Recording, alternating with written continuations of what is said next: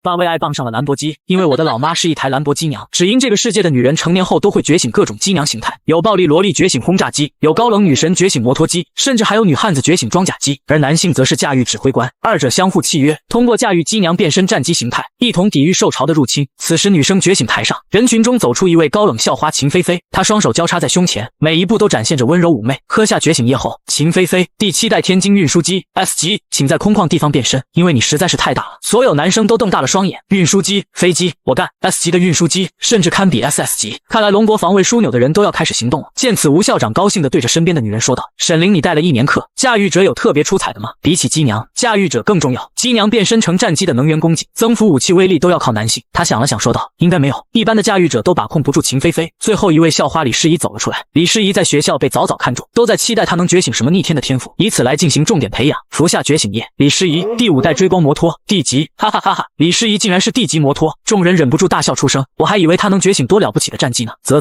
我给你个建议，找个丑的 D 级驾驭者说不定还行，以后开个小公司去吧。我默默地看着这一切，这就是现实。在这个全民机车时代，机娘就是这么的残酷。吴校长拿起话筒，现在开始驾驭者觉醒，最受关注的是校草赵鹏飞以及阳光高大的秦风。驾驭者觉醒一共有2项，第一项是最重要的波段，波段决定了和机娘是否能达到融合的可能。通常来说，D 级以上的才有机会。第2项是天赋，机娘要15级才能觉醒天赋1，而驾驭者1级就可以。此时机娘们激动地看着觉醒台，喇叭按得飞起，原来是秦风上去了。秦风1级波段，1级天赋1为超量扩容弹夹，双 A 驾驭者。老师们欣喜秦风没有辜负期望，这是能与 S 级机娘匹配的战力。终于轮到我走上台了。喝下觉醒液后，将手按在晶石板上，天辰波段1，天赋1为1级超级动力驱动，可惜了1级天赋，超级动力驱动真是好天赋啊，只能用在3轮车上了，哈哈哈，笑死了。就在我转身下台时，叮，检测到宿主为原始波段，获得 SSS 系统天赋银河之星 SSS 天赋，这是传说中才可能出现的天赋。于是我激动地点开自己驾驭者面板，驾驭者天辰熟练等级1级，特性原始波段，天赋1级超级动力驱动，提升机娘长时间机动力，天赋2 SSS 级银河之星，10个擎天级100倍能源供应。我在研究着系统面板的同时，另一边突然传来一片尖叫声响起，天啊，赵鹏飞1级波段 S 级的天赋，而且天赋1为地龙能源。见此，赵家财团的人都站了起来，仿佛已经看到一位驾驭者新星。无数机娘闪灯，公交车表示也要试一试，万一校草想不开呢？赵鹏飞头发一甩，自信走着猫王的步伐，被一群机娘围上，掀起一波高潮后，半数以上的驾驭者都是D级波段，那几人瞬间成了重点栽培对象，走出校园肯定会被各方势力挖走。本届驾驭者觉醒测试结束，吴校长按下按钮，上午觉醒的人自己组队，感受天赋和波长。秦菲菲小姐，我能跟你组队吗？赵鹏飞优雅绅士地走向秦菲菲，抱歉赵同学，我想自己练习。被校花秦菲菲拒绝过的赵鹏飞一脸难看，飞哥，我们组队吧，我不介意几个人一起。赵鹏飞立刻被其他机娘围住，不要熙熙攘攘的，都组好队了吗？沈凌老师一声怒吼，瞬间吓得机娘们都安静了。那个沈凌老师，没人愿意跟我组队。我尴尬的开口，见此众人都忍不住要笑。天辰那个波段也太他哥的蹦极了，机娘在还有机会的情况下，理智点都不会考虑跟他联动，自己的波形被影响，以后还怎么找合适的驾驭者？沈凌老师倒是没犹豫，那好，实操课准备开始，没有觉醒的人都退出操场。至于天辰，我跟你组队。天啊，羡慕哭了，早知道我也先不组队了，我要跟女神组队。刚才还在嘲笑的众人，现在开始全部反转羡慕。台边好几个女老师长舒了一口气，还好有沈凌这个机体受损的破车顶上，不然学校要丢人了。吴校长看着沈凌老师说道：“沈凌，那小子的波长会对你有影响的，练习而已。再说我的又不能变身。”说着，沈凌老师就变身成一辆壁垒战车。我站在壁垒战车前，看到车身各处都有伤痕，特别是后引擎有一个拳头深的大洞。如果 S 级壁垒战车不是3引擎的驱动，恐怕难以行动。当时是面对黄级异兽吗？上车，那不是你能考虑的事。接触车门刹那，系统界面出现资料：姓名沈凌，等级45级，波纹评估 SS 级，机械形态第8代 S 级壁垒攻坚战车，战机形态铁血战甲女神，天赋1 A 级深沉动力，天赋2 A 级巨大壁垒，天赋3 A 级攻坚破坏者，特殊核心引擎碎裂能源需求为正常功耗的6倍，强制单人变身传动机能多项受损。我看着机体的详细资料提示，沈凌老师应该没与驾驭者合作过，驾驶室里面还是很干净的，外面到处是战场的痕迹，不要乱摸，自己坐着。左边是推进杆，油门踏板别乱踩。壁垒战车是重工号机娘，通常会选择驾驭者有引擎天赋，否则驾驭者会比较疲惫，动力也不足。基础知识应该不用我说了吧，只是带你体验下。我明白，机械是正常操控，如果想要联动，双手拉住主操控器，会出现机械将驾驭者双臂包裹，进入驾驭战斗状态。老师，我就不是天赋了吧？就你这波段能对我有什么影响？契合度为0，根本不可能发生什么呀。然而沈凌老师刚说完，我就直接注入了天赋，一瞬间 SSS 级的银河之心能源瞬间把4个储能箱给直接冲爆。他咬住牙关，但身体机械快要控制不住了，不知道怎么回事，能源枢纽受损的他现在感觉要撑炸裂了，整个机体仿佛飞到天上，在云层上呼吸最新鲜的空气，这感觉就像是用核反应堆的能量冲入轿车，给火箭安装了100个推进器，单个擎天级超级输出端口就能轻松提供 SS 级重型机娘。我一时没控制置好，直接用了5个。沈凌老师整个车体都在抖，冷凝液外漏洒了一地。沈凌老师，怎么回事？怎么屏幕显示警告超载？难道是我操作错了？我也不知道怎么就乱踩到了油门。壁垒战车启动，直接撞穿了操场的煤塔合金保护墙。发生什么事了？是沈凌老师，好强啊！煤塔合金保护墙都能撞穿，不愧是 S 级，太猛了！肯定是那天辰瞎劲乱操控，哈哈！我强行解除控制，抱歉老师。沈凌老师全身暴汗，自己的机体怎么了？为什么储能箱全满了，还有那种全身触电的感觉？刚才他甚至失去了数秒意识。没事，可能是旧伤发作而已。先练到这里吧。说完，座椅弹射直接将我给弹了出去，哈哈哈！天辰被丢出来了，1级波段能有什么操作？沈凌老师变回人形态，脸色不太好。他回到台上，早上的练习就到这里，明日开始由张春娇老师带领你们课外实操练习，所有人不许迟到。次日一早，张春娇老师走到台上，今天实训地址已发给你们，我不管你们用什么办法，2个小时必须到达，这也是实践课的要求。好了，现在出发吧。驾驭者可以自己混车。我看着一个个机娘和驾驭者远去，就剩我跟李诗怡2个人了。走了，我带你一程。李诗怡转身变成追光摩托，我骑上摩托车，盯着面前的属性面板。机娘李诗怡，等级15级，波纹初始未变，评估 S 级，机械形态第5代 D 级追光摩托，战机形态第9代 SS 级战斗机，天赋1粉碎破坏者飞弹，特殊双变机娘，损耗右机翼转向器破损，居然是双变机娘，近100年都没出一个了吧？刚驶出城市街道，就发现有2辆红色改装车跟了上来，警告你已被锁定。我回头看到2辆都是 D 级别的改装跑车娘，安装有6代的 X 特锁链枪，警报的应该是车顶的第4代玫红小型导弹。来了，我反应够快，2道紫色的锁链枪被我向右拐躲开，抓稳我。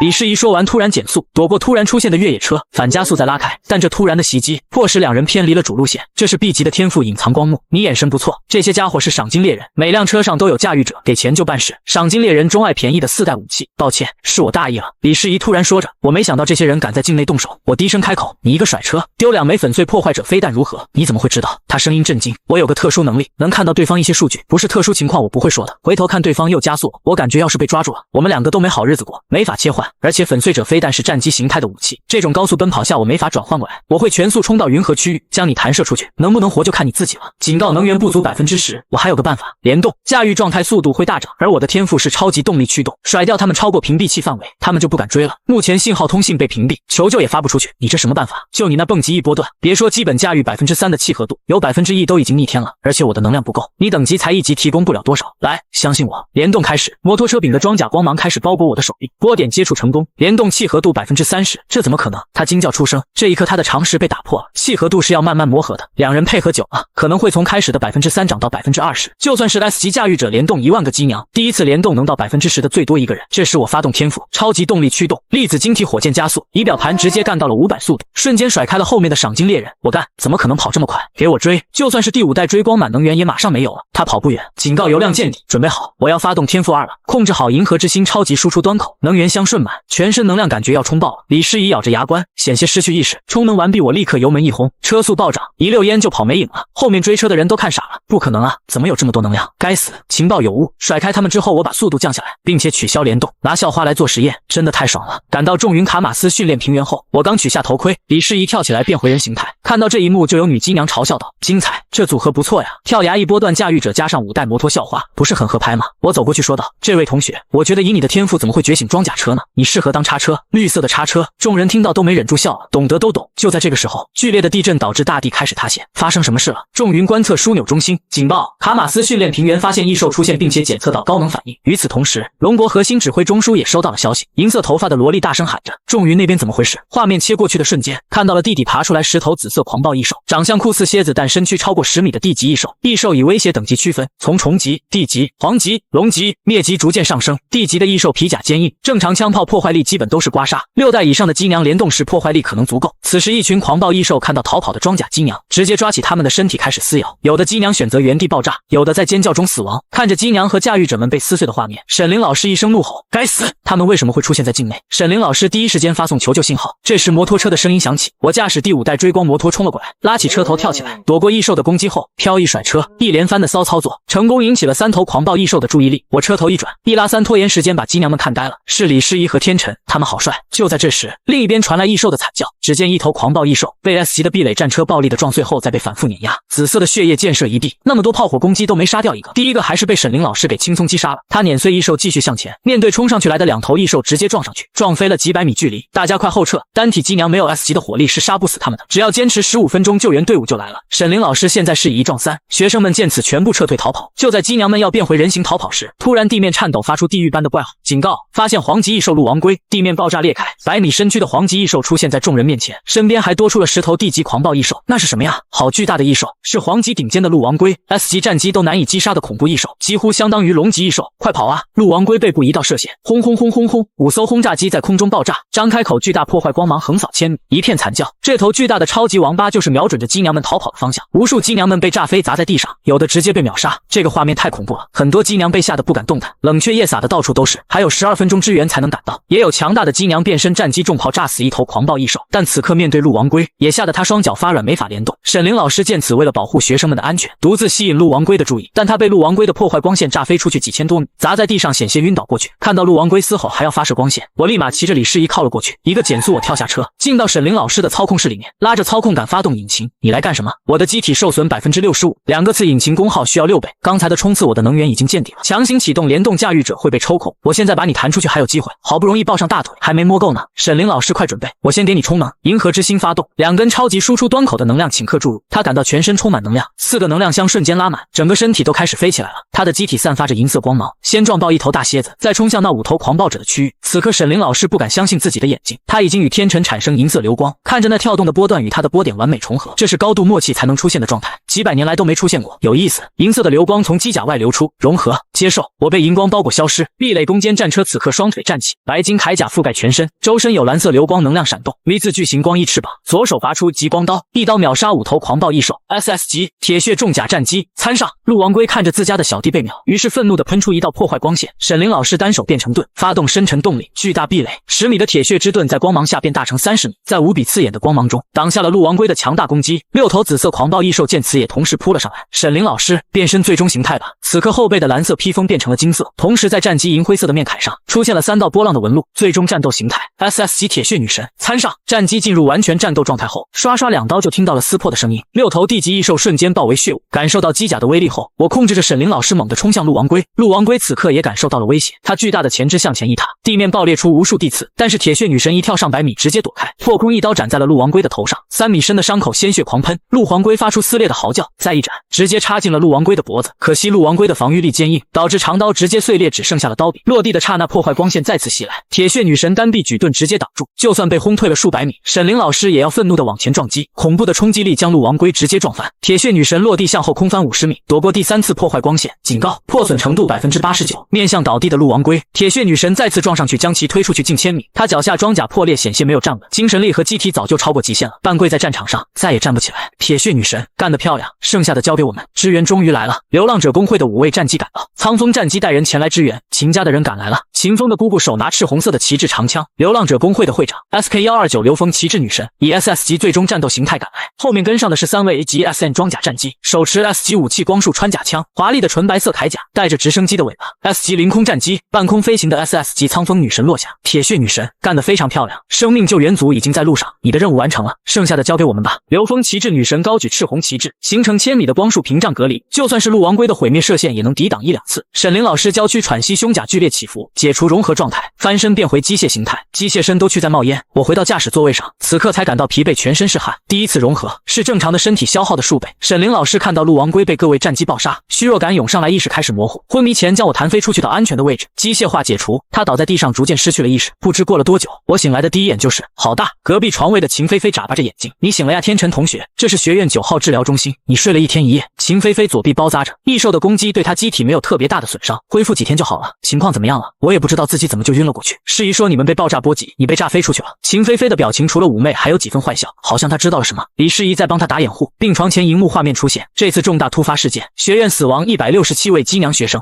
，46位驾驭者学生，重伤报废72位，重伤抢救24位，1295位学生有不同程度受伤，还有沈凌老师被抢救的画面。前一线攻坚组队长老师沈凌，铁血重甲战机拼死掩护学生，单体变身与顶尖黄级异兽鹿王龟作战，重创异兽坚持到救援部队赶到。沈凌老师情况怎么样了？我看着秦菲菲问道。我家那位说老师单体2次变身，机体很可能会报废，目前的检查情况，他能恢复到80%以内就不错了。正常情况老师以后要打车了，而且寿命可能大减，机体损伤超过80%，无法进行机械变身，希望老师能恢复吧。这件事影响很大，课程估计延后5天。我回到自己宿舍后打开系统界面，点击领取奖励，叮，完成与一位 B 级机娘变身战机形态，获得月能生命机能重铸卡2张，这是能再生机娘机体的宇宙宝物，每年最多在同种生命体上使用一次。丁，完成任务，正面对战一头黄级异兽，获得奖励1万信用点，宿主体魄提升100点，获得一个特殊 S 级能力。看着脉通腕表上出现1个亿的信用点，我吞了口唾沫。正常龙国工作者每个月只有500信用点的工资。点开属性界面，驾驭者天辰，等级7级，体魄值238，特性原始波段，天赋 A 级超级动力驱动 SSS 级银河之心，特殊能力 S 级耀斑 EX， 等级是需要不断的实战联动才可能增加，等级能提升驾驭者和机娘身体的寿命还有恢复力。现在以我的体魄是正常人的10多倍，一拳可将梅塔合金床头柜给打凹陷。耀斑 EX 是能释放出毁灭高温的主动招式，人类状态下为战机形态的威力1%。看完系统界面的我感觉身体还有些疲惫，于是回到了医疗中心。这时旁边的秦菲菲好奇问道：“你跟诗怡联动的感觉如何？”我熟悉她的，你们的配合默契度肯定是联动过的，她可不会随便让人联动，你们该不会出城时遇到了什么坏的家伙吧？我看着她的眼睛说道：“你作为高冷校花怎么这么八卦？双变机娘是能变换出2种战机形态吗？”她摆了摆手说道：“女孩子就喜欢好奇吗？”是的，不过有一个只能自备武器，天赋觉醒只能选择其一。那驾驭者自备的武器，融合形态下怎么使用呢？通常来说，融合时是心念相合，驾驭者提供武器最好不要超过2个，传输武器时还要购买对应的端口。我就好奇你那1级的波段真能联动吗？勉强可以吧。回答完我翻身睡了过去。次日我恢复好后来到了工具店，美女，我要买机娘全模组改装工具箱。先生您好，本次是店员张青青为您服务。机娘全模组改装工具箱是民用最好的工具组，需要500万信用点，买后送您一套钛合金半自动机械舱。我很淡定说道。墨通腕表刷钱，给我立刻包装，升级改装维修机娘，工具是必须的，请先生稍等，正在为您虚化压缩，10分钟后发送到您的脉通腕表之中。天辰先生，我叫张青青，地级流水教跑，本店会员服务专员，有需要请随时联系，24小时都可以哦。我果断选择离开今天的核心目的地，那自然是武器交易枢纽中心了。想到能给沈凌老师改装身体安装武器，于是想想都觉得刺激。进到武器交易枢纽中心后，科技感十足，有些大型武器配备机娘详细介绍，亲身装备虚拟试用。第5代 B 级光束长刀30万信用点，第6代要80万，第7代更是200万。难怪沈凌老师也喊没钱，他在一线的天花板收入，买个7代的武器也要掏空钱包，这可是战场保命的装备，价格自然贵。第7代 A 级破晓导弹，支持快速发射，精准度高，并且应对各种环境不宜爆破，威力也堪比 S 级7代。A 级的价格 ，S 级的效果，果然是好东西啊。这时有一名金色双钻发型的女子站在我旁边说道：“第7代破晓导弹的确很适合你，就是这200万信用点一枚有点贵而已。”我看了看她的数据，机娘贝尔戴特，等级3级，机械形态，第7代 S 级捍卫者对空火箭炮，特殊能力 S 级火力压制，能够复制发射出去的攻击武器。贝尔戴特作为重点留学生，果然不简单，有特殊能力，除了有大小姐习惯，其实性格也不差。我的贝尔戴特大小姐，你居然知道我，这可以理解为无上荣幸吗？天辰庶民在训练场时觉醒表现不错，本小姐勉强记得。我在心里吐槽，其实你是想说我觉醒时是小丑，全校都记得吧？于是我吓唬他说道，传闻城市的角落到处都有抓鸡者，像贝尔戴特你这种的是重点目标，不仅没法变身移动，而且还是留学过的。听完他明显吞了口唾沫，但还是傲娇的说道，庶民你还想吓唬本小姐呢？我一炮就能把他们轰上天。我白了他一眼后寻思，这贝尔戴特除了大小姐习惯外，其实性格也不差。于是我和他边看边聊道，如果是沈凌老师那种战机的话，应该适合什么武器比较好？哼哼，工程车和装甲车，飞炮机和坦克机。本小姐特别推荐你们红龙国的猎神枪，猎神枪输出功率高，适合力量大的重型战机，破坏力和穿透力顶级。特别是你们红龙国的设计，有旋转和爆裂2种模式，溢价还不高。感情贝尔戴特很喜欢钻头的东西啊，他推荐的不错。第8代 SXIS 级雷霆猎神枪，2000万信用点，我脉通腕表靠上去直接下单，商品已经虚拟压缩至您的脉通腕表。沈凌老师这样优秀的，你个1级波段着就别考虑了，本小姐给你推荐的这个送给李世仪还是很有机会的。我感情贝尔戴特还是个恋爱高手啊，言情小说没少看吧？这时他指着不远处的多功能导弹发射器说道，这是1级万能导弹发射器，自带爆破弹，不管是炮击、船机、小型摩托，只要不是微型动力引擎都能装备。6代10连发，威力嘛一般般，但实用性很高，100万信用点。很多6代武器没有 S 级，他看着咬牙切齿道，7代 S 级400万要存2个月我才能加装一个，那我买个8代 S 级是不是也能去勾打 S 级机娘地对空火箭炮？贝尔戴特愣了一下，然后对着我轻轻踢了一脚，你个庶民好大的胆子，还敢开本小姐的玩笑？本小姐的白马王子那是要能与本小姐联动契合度50以上，要有 S 级能源天赋的，你啊还是去找个拖车吧。在贝尔戴特自我陶醉时，我将腕表一扫，动作太快一般人都没看清，花费2000万信用点购买了第7代 SS 级的黑芒多功能导弹发射器。我们刚走2步，穿着白色制服的女子走上来，您好，天辰先生，您刚才购买的武器需要再登记一下，麻烦您签字。他叉腰冷哼，不对啊天辰，我买的破晓导弹怎么不需要登记？专门针对本小姐是不是？刚才本小姐就不该夸那个庶民。登记好后，两人逛时就有听到不少人谈论黑市交易日。天辰，你听过黑市交易日吗？有听蔡老师无意间说过，好像是每3个月一次。哼哼，我也听过，那些货都没登记，还是5、6折的价格。听说还有各种稀有武器，还有改造核心器。刚才也看到机娘改造核心器 B 级的都要200万，如果要改造沈凌老师的 S 级是2500万，溢价的确严重啊。要是知道在哪的话就好了。本小姐也想去逛逛，是想去捡便宜吧？哈。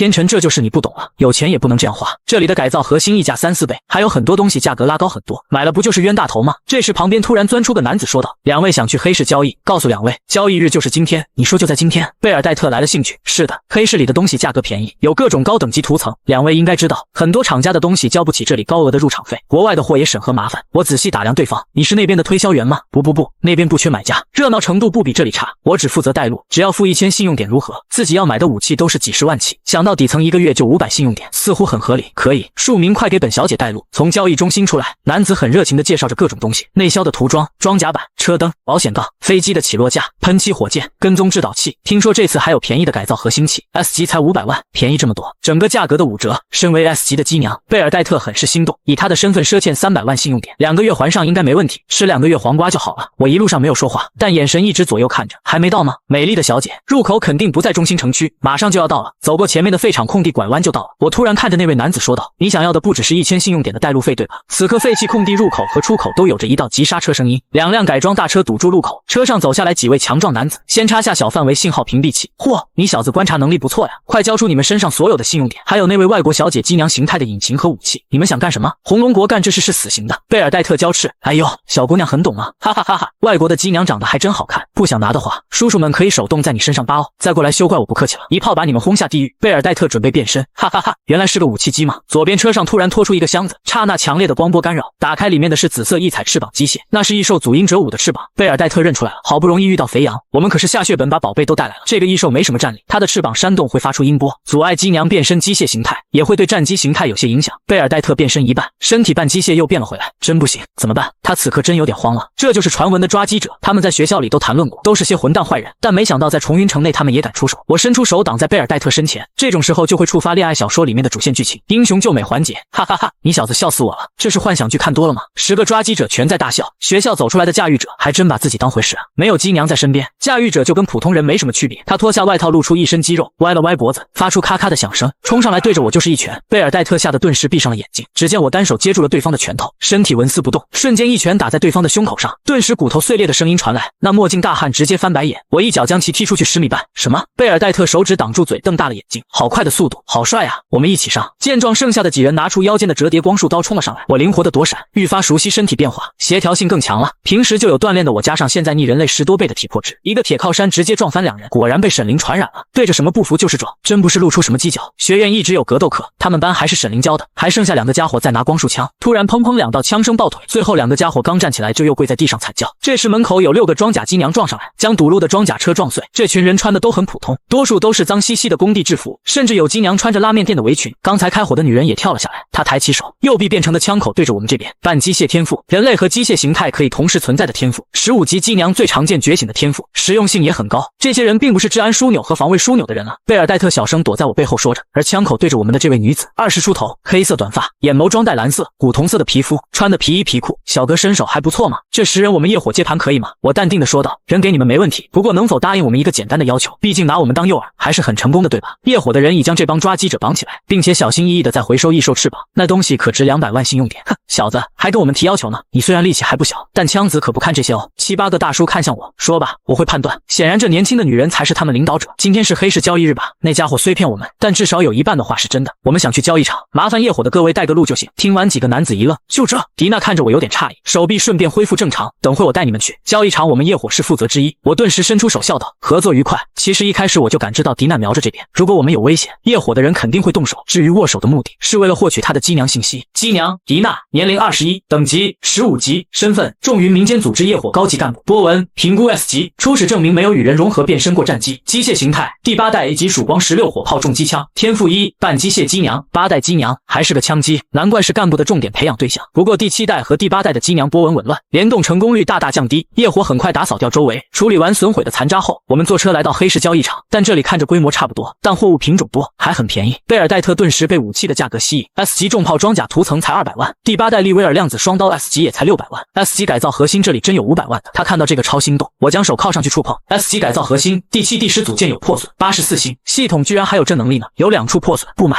我拉着贝尔戴特，贝尔戴特眨巴眼睛连忙说道：“你能看出来？那天成你快帮本小姐选选看，除了改造升级核心外，还有那个交锋破坏者导弹和装甲涂层如何？我只要触碰就能知道好坏。这个我们买，还有这个价格真不错，这个 A 级脉冲才100万，他是花光了口袋里面的信用点，我也不含糊。第6代 A 级车载镭射机枪100万2挺，第6代 B 级扩幅炸弹直接4箱80个，80万全买了。第5代闪光信号弹，第6代信号屏蔽器，半圈下来花了250万。天成你这家伙真有钱啊！黑市的货很多，但主打的是第5代和第6代的产品，趁着他们没注意，我立刻去买 S 级的改造升级核心650万，以及 S 级黑渊者装甲涂层350万。贝尔戴特看到我回来着急说道：“天成，你去方便的时候，有人把刚才我们看的那是神炮买了。”我心虚的笑了笑，看着脉通腕表显示还剩1400万，花费的差不多了。回到校门口，贝尔戴特甩了秀发：“不错不错，本小姐今天很满意，下次黑市交易日，天成记得给本小姐选改造核心哈。”说完，贝尔戴特便转身离开。学院里面就很热闹，我在想明日去看望下沈凌老师。很明显，我买了不少的装备，都以沈凌老师的作为参考。没人要的铁血战机，我就想办法狠狠的拿下。一路上，我看到机娘们着急的往一处跑去，我也好奇跟了上去。只见一座巨大的实验室出现在眼前，300-500机娘和驾驭者都来围观。上面是一个巨大的荧幕，前方落座白色双通舱室，入口处有2个座位，左右是好几处连接器，2台红龙国最新高科技模拟联动融合 XP 作战器。在仪器的中间，我看到成龙数落着李诗怡，李诗怡站在旁边，我向旁边气鼓鼓的拜小西问道：“怎么回事？”天成啊，仪器到了，大家都想试试，我们都是排队的，李诗怡是第一个，机器还在启动中，成龙来了就无理插队，我们这边好几人就吵了起来。赵鹏飞那边也是，以前看他还以为不错的，现在居然纵容起自己亲卫团的人。我抬头一看，在2楼有一些财团的人来观摩机器以及机娘。成龙和赵鹏飞这是想表现自己了，特别是上次被李诗怡抢了风头，成龙十分不爽，赵鹏飞也不爽李诗怡当年追求被拒绝，让他这个校草丢了颜面。赵鹏飞走出来还非常大度的说道：“我们这样争论不是个结果，要不这样吧，正好有2台仪器，我们就组合来比一场如何？”成龙盯着李诗怡补上一句：“输的人也不要做什么，就乖乖学5声狗叫然后滚蛋，怎么样？你们敢来吗？”哈哈哈哈！我差点忘了，我们的李同学清纯的很呢，不会跟一般人联动。成龙的笑声让在场的不少人有些不爽。赵鹏飞站在他旁边，自然是默许他新女友的行为，不少人敢怒不敢言。波段天赋 S 级的驾驭者怎么比？平时射击课与驾驭课，赵鹏飞的成绩也是名列前茅。李诗怡冰冷的眼神看着成龙：“好啊，比就比。”成龙故意挑衅说道：“我这边是我和鹏飞哥，你呢？你该不会是一个机娘来应对吧？对了，你跟那个一波段的叫什么同学有合作来着？要不让他来帮忙啊？放心，我不会让他也学狗叫的。”这时一道声音传来：“要不这样，我输了我也叫5声，但如果成龙同学输了，不仅5声狗叫，还加5声猪叫好了。”我走了出来，站在李诗怡旁边，欠我个人情。李诗怡白了我一眼，多事。看着2人还眉来眼去，成龙瞬间气炸：“好啊，哈哈哈，那就一言为定，输了可别不认账。”这场比赛由吴校长主持，我们同时从仪器舱门进入，里面是封闭空间。这时外面传来吴校长的声音：“你们练习的项目是异兽击破，击破会有分数，你们有3分钟武器选择，只能选择4种。”所有机娘和驾驭者看着大荧幕，模拟场景有丘陵，有湖泊的地段，主视看过去是大量的虫级异兽，有少数凶级，还能看到有地级异兽。模拟器完全启动，保护立场展开，请注意，模拟受损超过20%将会停止模拟。我睁开眼睛便出现在丘陵的山坡上，天空上有10秒的倒计时。李诗怡变身，我立刻骑上去。另外一个山丘上，成龙也变身 SF 机动装甲车。比赛开始，成龙刚开始对着山坡下射出2枚交锋破坏者飞弹，爆炸的声音完美模拟，跟真的一模一样。那7、8只异兽被炸得粉碎，冲下去，强化防御涂装，让成龙有着后甲板，无视低等异兽喷出的攻击，利用动力加速度将其撞碎，强势和霸气体现的淋漓尽致。另一边追光摩托速度很快，冲下来对着异兽 S 线条高速移动走位，全部都擦肩而过，根本不敢碰撞。成龙看到远处李诗怡的动作，顿时笑出声，哈哈哈，真是逊啊！但是下一秒，轰轰轰，连环爆炸。我们经过所有的异兽后，瞬间发生的一连串爆炸，这是玄磁爆炸手雷威力造成的。空中异兽袭来，我控制着摩托一个漂亮的甩车，2人配合度极好。我单手保持联动，这样动力驱动有保障。单手举起脉冲步枪，对着天空袭来的4头异兽开火。